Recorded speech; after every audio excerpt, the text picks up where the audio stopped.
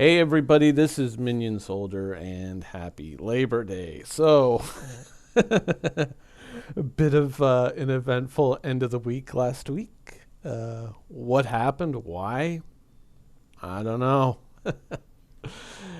But I think I kind of understand a little bit better now what happened, how everything kind of went off the rails, and I guess maybe what we can learn from that.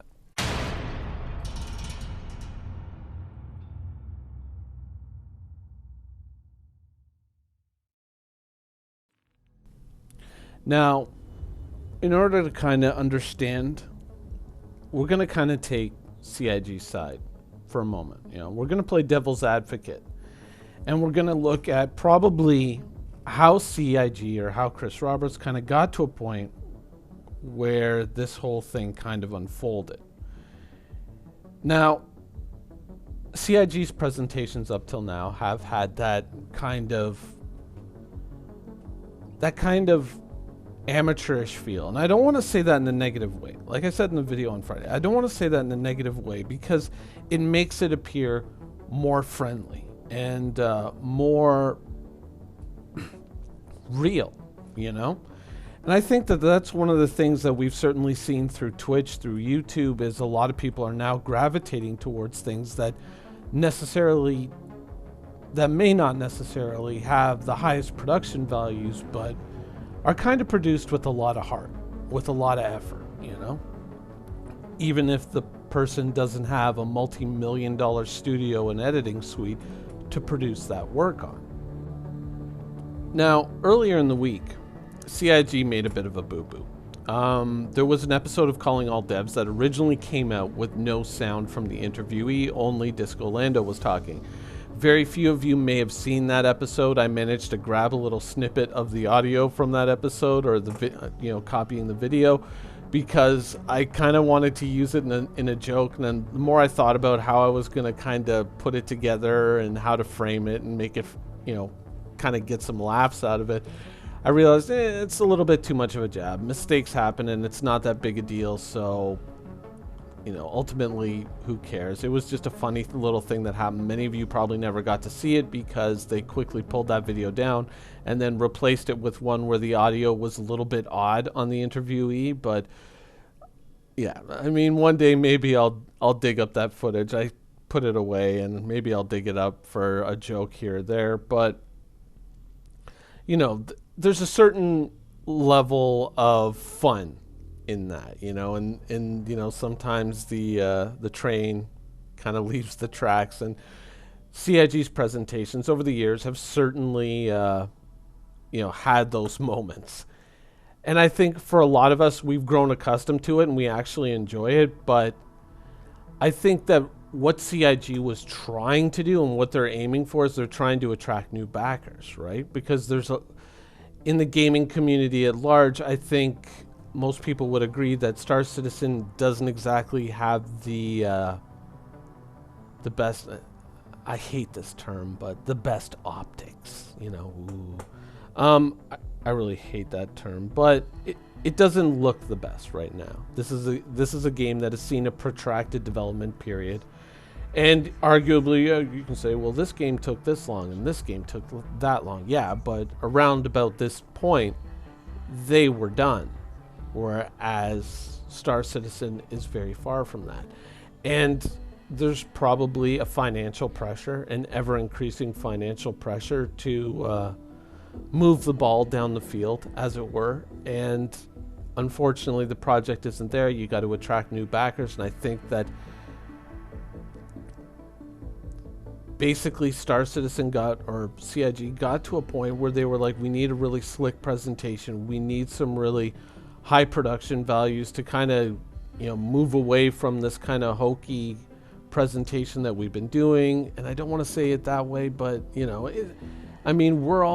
all like it because we're used to it. We're accustomed to it. Whereas, to the layman, to the person who's only learning about Star Citizen now because maybe they've been, living under a rock, or to somebody that they maybe want to change their mind about the project, they don't want these kind of silly productions. They want something that looks really pro and professional and that reflects very well on the project.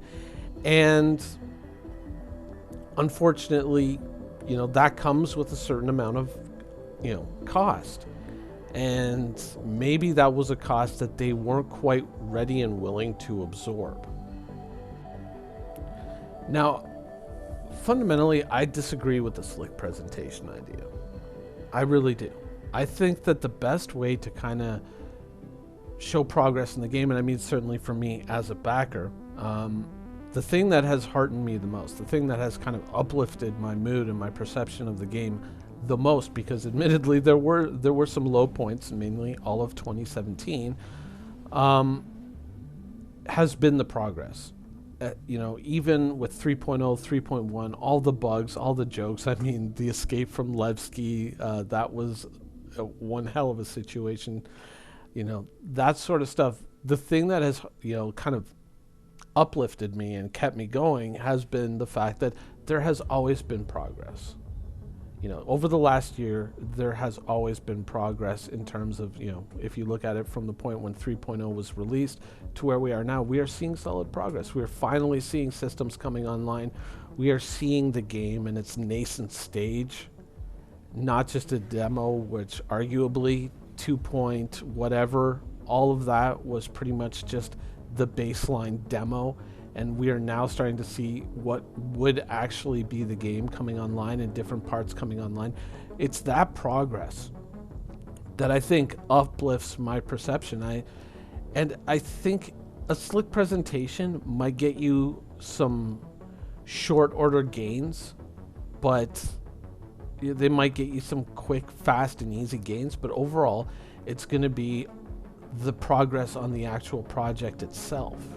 I think that's what's going to uplift people's perception and their mood in regards to Star Citizen. And so I think that ultimately it was a good thing that this happened, because maybe, God, I hate this word, it's not going to shift the external optics on the project, but it might shift the internal optics of the project, and it might kind of reinforce the point that what's important is getting this shit done and getting it out there and making sure that it works. That's what's important. It's getting the game and the ships and all that. It's getting it done. That's where the focus needs to be. Getting the game systems online, getting the ships playable, getting the game reliable, getting everything together, and getting the performance up to a level that's acceptable. Once again, considering the graphics of the game, you have to expect that there's going to be a certain hardware cost to running a game like this. But at the same time, on the client side, you have a long way to go to kind of meet your half of the bargain as well. So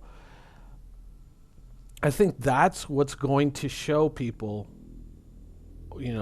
the true state of the game, and, be a much more honest way of attracting new backers and just saying, this is going to take time. It is going to take time, but you know what? It's a journey. We're dedicated. We are making progress, and we are recognizing our mistakes, and we are correcting them, and we are still moving forward. Do you want to hop on this crazy train with us? That's, I think, something that's going to probably drive a lot more interest, a lot more positivity, rather than just a cool presentation at CitizenCon. Now, there's often these comments that are made towards people saying, just get the damn game done. Just get the damn game done. And people go, oh, no, I want to have this, I want to have that. No. The people who say just get the damn game done are correct. They are. They are honestly correct. Though, obviously, to get the game done, they're going to have to keep selling ships. Now, should they continue to develop new ships? I know there's a lot of people who say, Minion, I agree with your arguments along that line, but at the same time, I want new ships. I get it. I mean, we all see a new ship.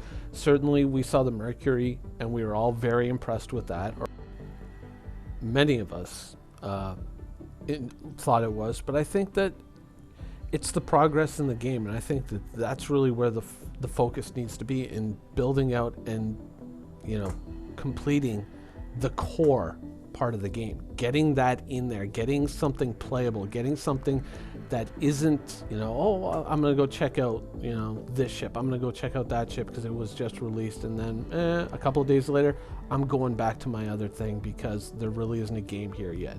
The important thing is getting the game there. It's giving people a reason to log into Star Citizen every day, and I don't just mean the hardcore folks who are always logged in, but I mean the average gamer, the average consumer, getting them in every day and saying, oh, here's something that I can do, here's something that I can complete. You know, you're never going to be able to keep up, at least in the beginning, with a lot of the content consumption that your players are capable of, because you're not able to put out a lot of content, and it's easily obvious that within the limited environment that we have right now, a player can very easily blow through all the content in an afternoon, and then they're left with nothing to do but just meaninglessly collect resources, which ultimately are going to be taken away from them in the next reset, so there's no real reason to play the game.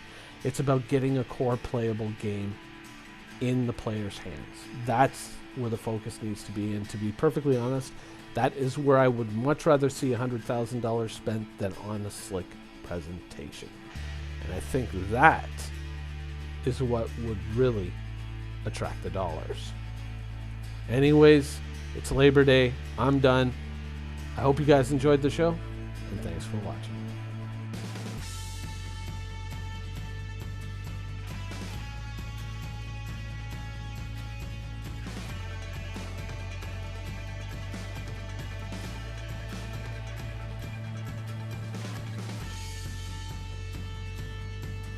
Thank you for watching. So if you want to keep up with the latest and greatest in Star Citizen and Squadron 42's development, please follow us on our social media channels.